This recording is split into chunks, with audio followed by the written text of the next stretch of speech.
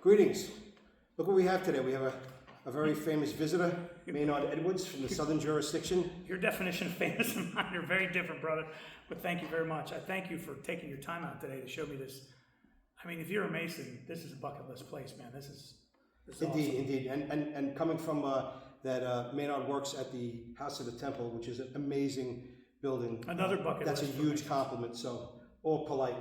Well, I'll tell you, I know, I'm sure you feel the same way. When you work in a place like this as a Mason, when this gets to be your job, it is inspiring for one, but also what an awesome responsibility to have to be the steward of a place like this, to be the guy who comes in and shows other Masons this thing.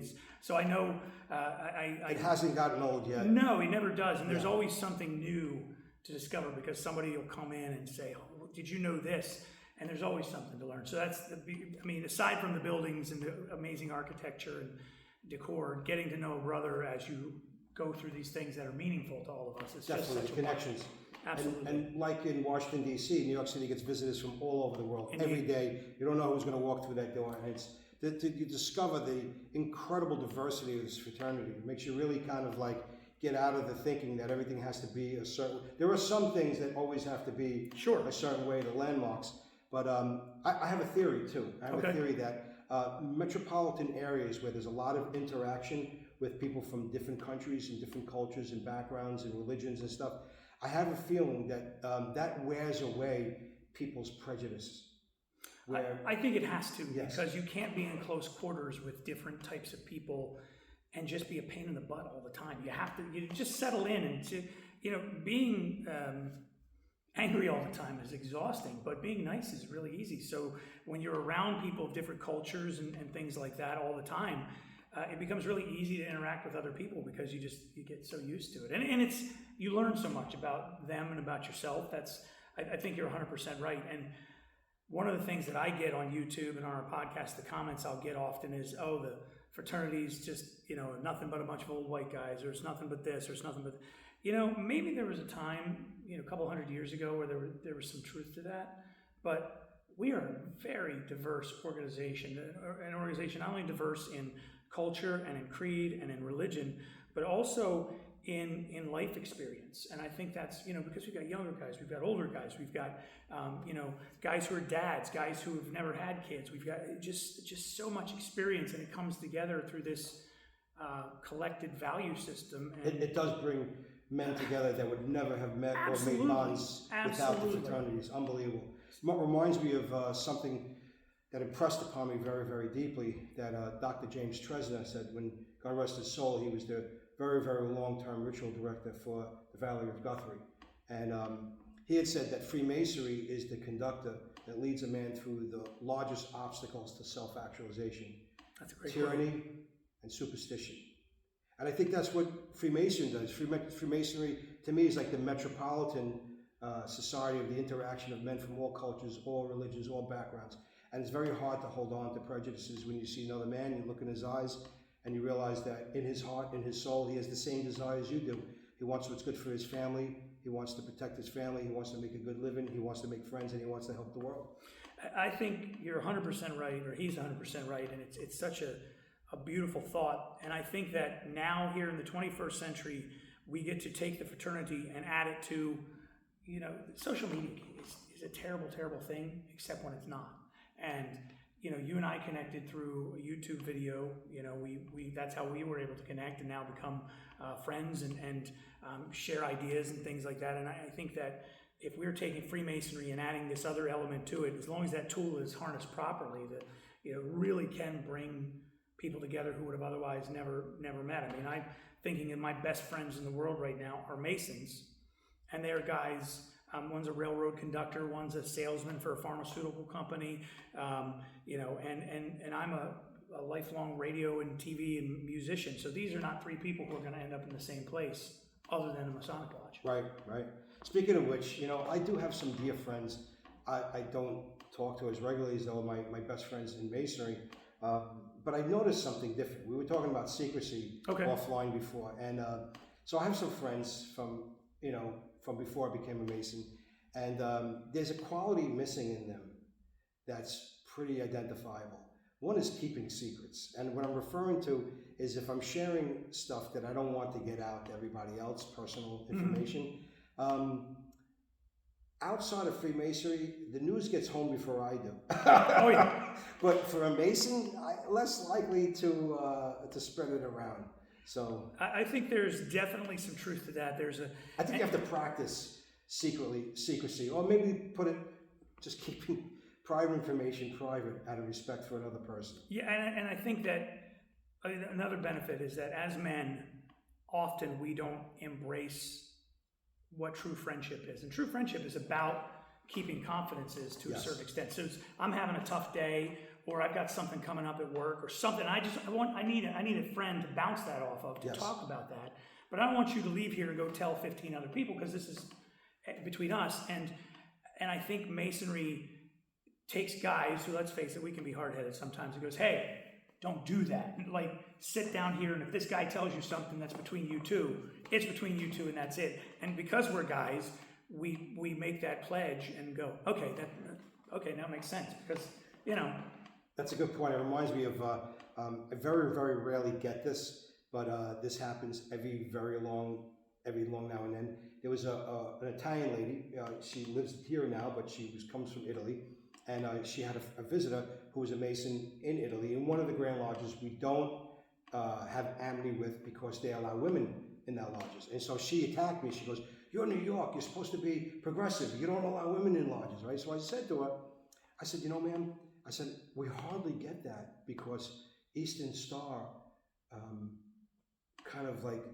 we're so close and do so many events with Eastern Star. We're so close to them that we really don't have that conflict or problem here. And she kind of eased off a little bit. And then later on, I told her, I said, listen, I'm not speaking on behalf of Freemasonry, but there's a term in Kabbalah that cites that women are on a higher spiritual evolutionary level than men. And if you ask me, all men are kind of a little bit jerky. They have to need a fraternity like Freemasonry to make them into really good men. And she smiled and she accepted, and I made a friend. You are 100% right. And I think we also need to recognize, I think we can all agree that there are many organizations that are exclusive to women, because women need a place that is open and safe and what's the right word? A place that is just set aside for them to be able to have that safe, secure atmosphere where they can discuss all the different things that are going on in their lives, from being working professionals to motherhood to certain physical things that that are different between men and women and all that stuff. And I think that they need that safe space, and those places exist. There are many sororities, many organizations that are exclusive to women. To think that men don't need the same thing is foolish thinking. Of course we need safe spaces. We don't think about it in quite the same way, but we need a safe and a nurturing environment where we can come in. And you'll know this as well as I do. You've seen in lodges a big tough guy be moved to tears by something that went on in a lodge. Absolutely. And men I get choked up thinking about it, because I am a very emotional Mason, because I take this right to my heart. And I think men need that safe space to be able to do that just as much as women do. And we can always come together. We have, my lodge, and I'm sure your lodges, have family events. We have a lot of family events where ladies and children and extended family and non-Masons are welcome to come and enjoy food and fun, whatever it is we're doing. But then there are times when we close the door and we work on being better men. And having someone in the room who doesn't fit that description is it's going to make that situation not as fluid. So I think that everyone deserves to have that safe, nurturing environment, and men deserve that, and that's what we have in Masonry. And it's not meant to exclude anyone, but it's meant to help this particular group. That's a really great point. I believe, psychologically speaking, when men get together, after a period of time, they kind of just become themselves. They don't realize that you're not going to gain respect of other men by bragging or being someone else that you're not. The only thing that I think that's recognized in the Masonic tradition is how well you're doing your job that you're asked to do, or that you committed yourself or volunteered to do in Masonry. And when you do a great job, you get a pat on the back. It gives you a level of confidence. Not a false level, because they become the mirror that you become proficient in something. And it's not based on, because after a while, men don't really care about how much money you make or how many girlfriends that you think or say you have or whatever it is. We just care about how can we help the fraternity and how well you're doing. And when you come back from a ritual piece, if you're doing the tools or the charge, and people say, wow, that was great, that's really what it's all about. Or, hey, brother, you know what? We have some improvements. Let's figure out how we can help each other. Yeah, you're 100% right. And, we were both recently honored, and he talks about not bragging, and then I instantly brag. We were both just recently made 33rd degree Scottish Rite Masons. An incredible honor. But to me,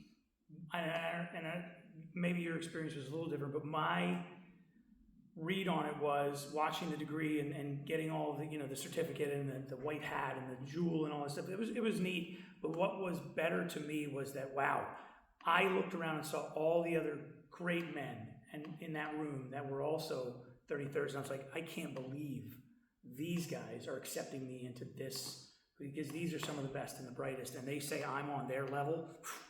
I think you're right. That was a similar experience for me. I'm trying to articulate it, and I don't know if it ever will be. Right. But I don't think it's more or less, like, for me, the degree, the contents of the degree were mind-blowing within themselves, but it was more about who I've become, who I'm recognized to be, and who are we in fellowship with was profound for me. And I think, I'm trying to describe it because I think the effect of everything about it, I don't know if I'm really aware of all the levels to it, but there is obviously, I think, more I'm unconscious about than conscious about, of how it's changed me and yet not changed me in a way. I don't know if that makes sense. It does. But there's a feeling that I can't describe about it, and it's more also, I think, and maybe this is coming from because we're like-minded, it's about like now, like the service I've done and the service I'm about to do, that I'm now really taking this title to truly be the ultimate servant I can be,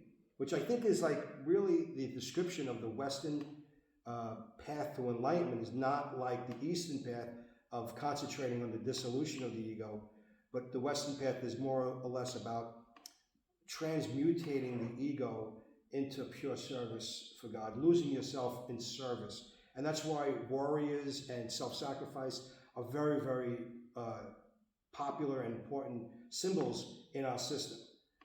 And of course, we always recognize the military and first responders that are putting their lives in the line all the time for us, to be able to lay down your own life, for someone else or God or something greater than yourself, is maybe what this is really all about, without saying, we've exposed the secret. But maybe that's the secret of life. I think you're spot on, and I'd never really considered it as in a reflection against the Eastern philosophies, which I also enjoy learning about. I'm a Christian, but I love learning more about Buddhism, and a lifelong martial artist, so all that stuff is very, as a not necessarily as a worship, but as a philosophy for me personally. I think you're really onto something there. That's a really astute way to put it. I think too, one of the things that we need to recognize as Masons is that right now, in this time of incredible division, the world needs Masonry more than ever, because 100%. Masons don't. Here's something, I did a video on this, the two things that Masons are forbidden to talk about. And it's not that they're forbidden to talk about, it's that they're forbidden to talk about in lodge. And that's religion and politics, because these are things that divide people. And there are many Masons with very strong political opinions and many Masons with very strong religious convictions.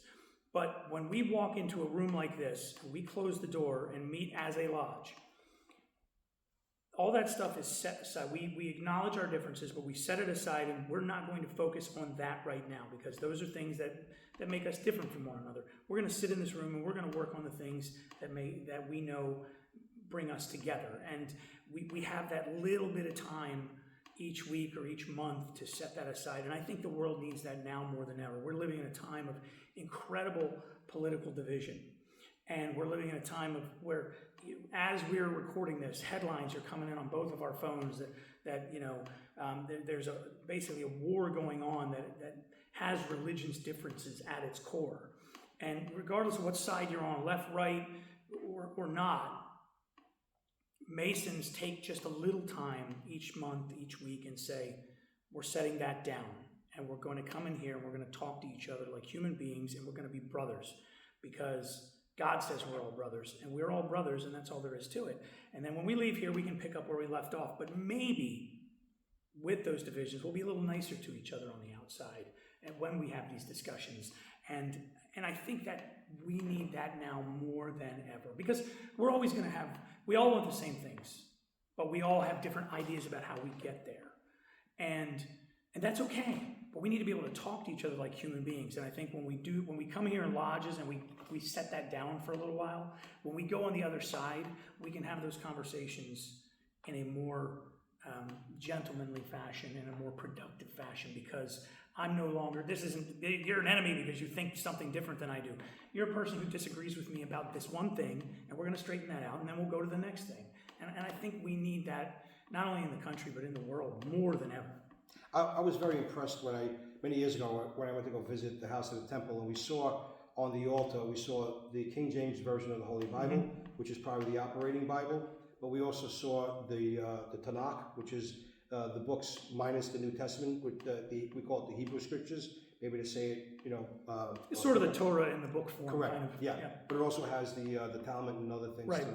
And so, and also the Bhagavad Gita, the Quran, and the Lotus Sutra. I was very impressed that those ones. It's true universality. And I think oftentimes we've been accused of trying to make one religion or dissolve the religions, when it's quite the opposite.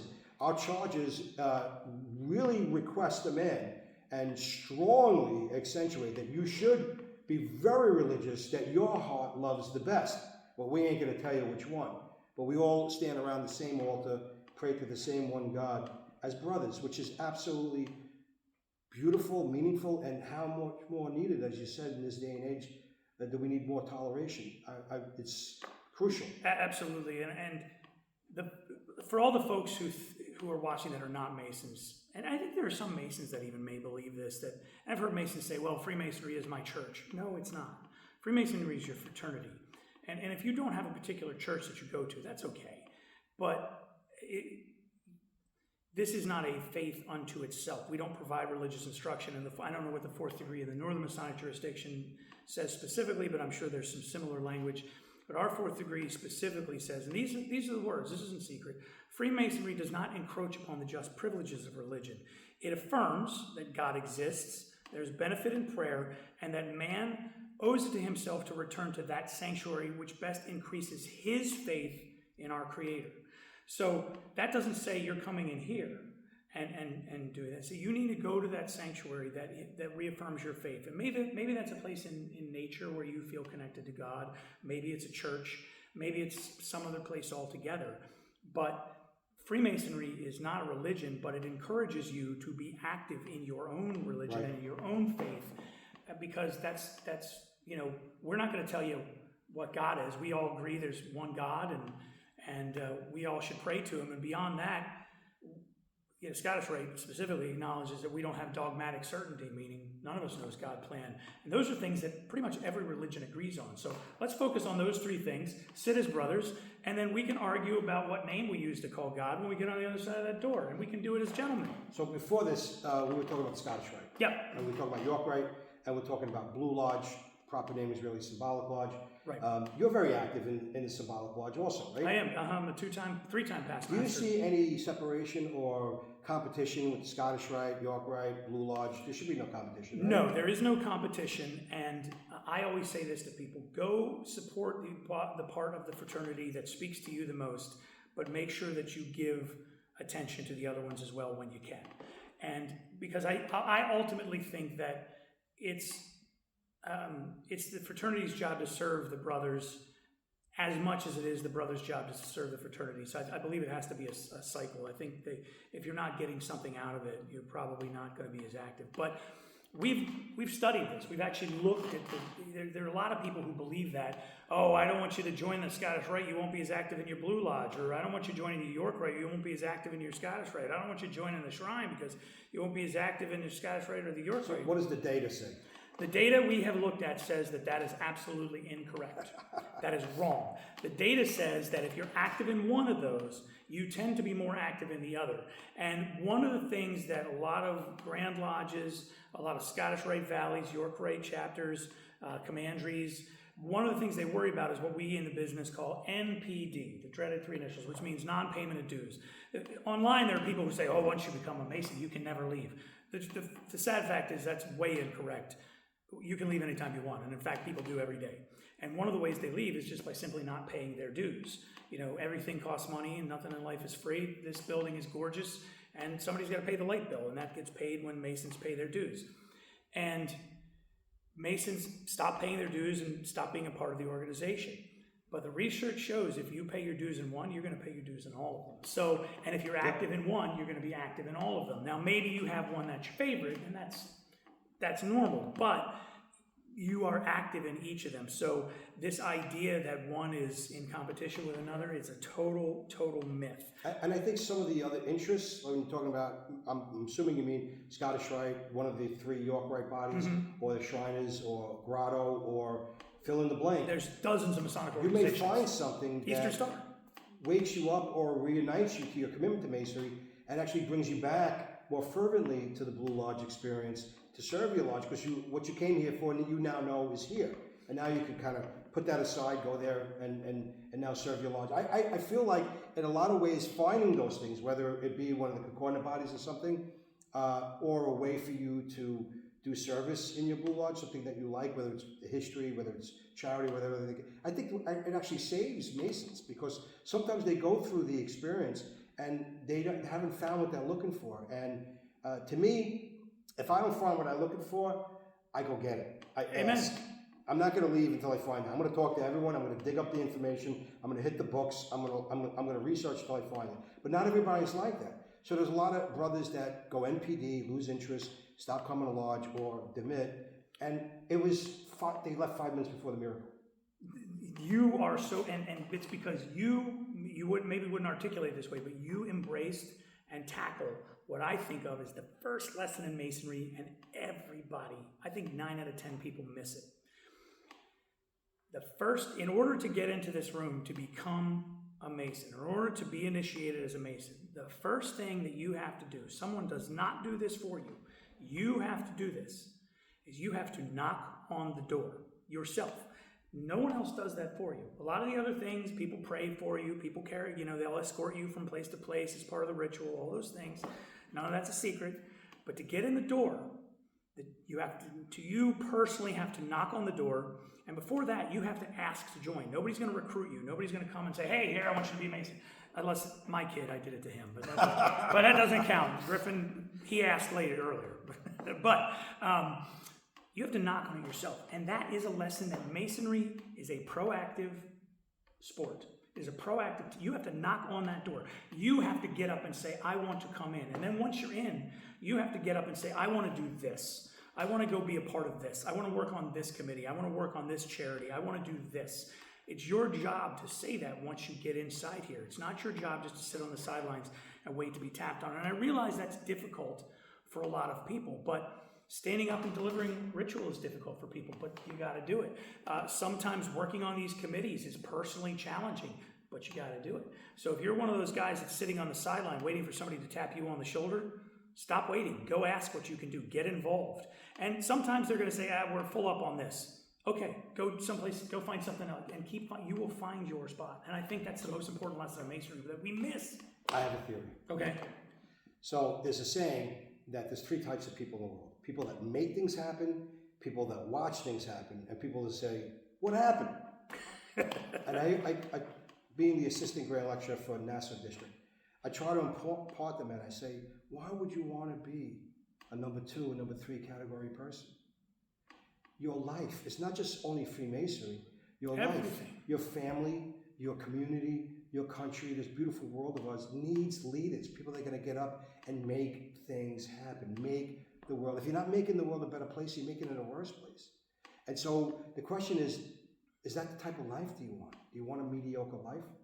The Grand Lecturer always says, who walks into a steakhouse, a really top steakhouse, and say, here's $200, I want the least, most mediocre steak you can give me? No one does that. Everyone wants a great life. Everyone deserves a great life.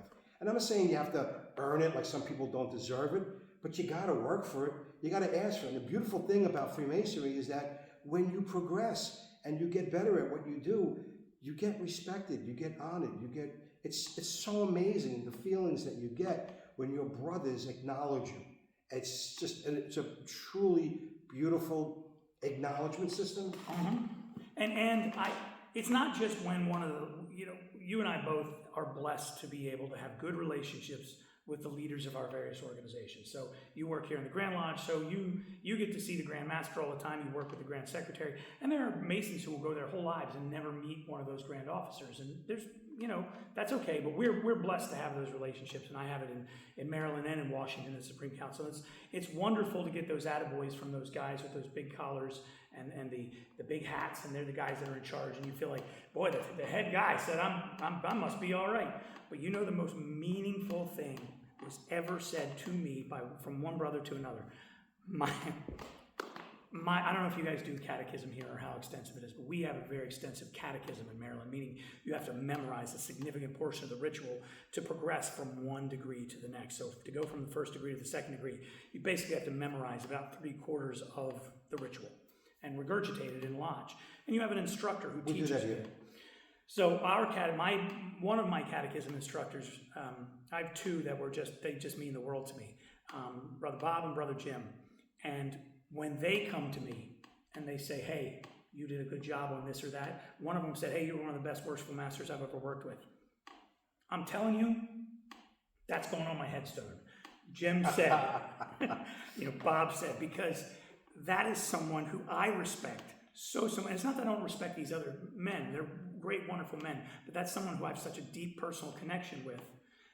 All the hours he spent teaching me things, that when he gave me that compliment, I'm really carve it into my headstone right now. I'll leave that. That's all I need. And it's exactly what you were talking about, in that when you work hard and you get that respect, my heart is full from that. Just thinking about it now, it's been a couple years. I saved it on my phone when he put that comment out. I was like, I'm done. I've hit the top. This guy thinks I did a good job. So there's a quote. I'm not really sure who originated it. Things that are easily obtained are least esteemed. Amen. And so it makes me think too. Grand Lecturer, Right Worshipful Rich Friedman. He's my boss in what I do with the Blue Lodge as an assistant Grand Lecturer for him, representing him in the Nassau District. He reminds us that the most used term in our ritual is love. Amen. I also have a theory too that love has to be within the balance of discipline and mercy, because if you read the Kabbalah, it basically says that when God created mankind, we couldn't deal with the intimacy with God, that we were being loved infinitely and didn't earn it, and so we pulled away from God, and that's what created this whole material universe. Interesting. And so maybe God created the universe, so to speak, so we could actually think that we earned it. But you could never earn God's love. You have to learn how to accept it. But while we're here on earth, I think that love, you do have to learn discipline and understand how to give and receive mercy also. You talked about guys coming back and connect, or guys finding something that connects them. And maybe they got away and then they come back and that miracle happens. I think you are so right about that, because I've seen it happen a bunch of times, but the most specific was a brother of mine named Ed Miller, God rest his soul, passed during the pandemic, sadly. He had been a DeMolay growing up. His dad had been a Mason. And after he aged out of DeMolay, he joined the lodge. And then after he joined and got his 3rd degree and joined the Scottish Rite and got his 32nd degree, never came to another meeting again for 35 years. Wow. My valley, which is the Susquehanna Valley, is one of the newer valleys in the Scottish Rite. It's celebrating its 10th anniversary this year. So I'll tell you, it happened in 2013. We sent out notes to all the Scottish Rite Masons in the area. We just got the addresses of everybody who was a dues-paying member, not that they'd been in lodges, but and said, come on out. We're going to have dinner. We're going to open a new Lodge of Perfection. We're starting a new Scottish Rite chapter. See history in the making. Come on out. Ed had just retired and said, you know what the heck, I'm going to go. And he went. And the guys that greeted him were friendly, and they we had dinner for him and his wife, and it was a really nice night, and there was a lot of love in the room, a lot of excitement. And then a couple of weeks later, Ed started coming back to Blue Lodge, and then he got back involved with Demolay, and then he became the chaplain of the Blue Lodge, and then he joined the Shrine, and he became so active because he just fell in love with it after he'd taken that step away, and he came back and found something where just that positive, loving experience that you mentioned. And he passed away as the chaplain of our Blue Lodge, and just a wonderful guy. But he'd gotten away completely. Just figured he would, rather than let his dad down and not pay his dues, he'd pay his dues. And he became so active, and it was just he found that miracle like you were talking about. And I think that we need to encourage guys with those rusty trowels to come on back too. What a great story. What a great story. Ed's a great man. He like I said, he passed during the pandemic. Very sad to have lost him, but he went with his boots on as chaplain, but just was gone and came back, and it took one dinner and one invitation and one good night to bring that warmth and that love of the fraternity back to him. So love saved him. I'm taking by the way, he actually has a day job, and I'm taking him away from yes. it. So are you ready to go see a couple more? Listen, I'm just here as a tourist, and I feel terrible. I'm eating up your whole day, but I mean. That's right, brothers and sisters, ladies and gentlemen. Maynard Edwards, he's the membership engagement manager for the Southern Jurisdiction Scottish Rite in Washington, D.C.